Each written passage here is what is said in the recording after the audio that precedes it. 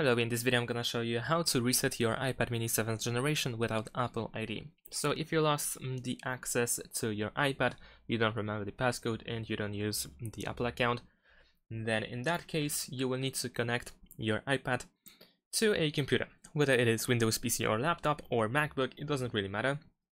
You want to connect to your computer with the USB cable, and after that you want to make sure that you have iTunes. Of course, on MacBook you should have iTunes by default.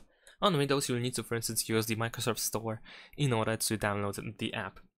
Now after that we will need to go to the recovery mode on your iPad, and in order to do that you will need to press the following combination of buttons. So first you want to press and release the volume up button, then volume down, and then press and hold the top button. So let me demonstrate how it looks like. Volume up, volume down, and then press and hold the top button. You need to keep pressing this button until you actually are in the recovery mode. The screen should turn off, that's fine. Then we should see the Apple logo. Keep holding the button.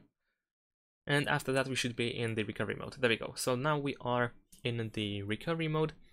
And the next thing that you should do is open the iTunes app on your computer, and you should have the option to reset everything, to restore your iPad. And that's pretty much it. Thanks for watching, leave a like and subscribe to my channel, and see you in my next videos. Bye!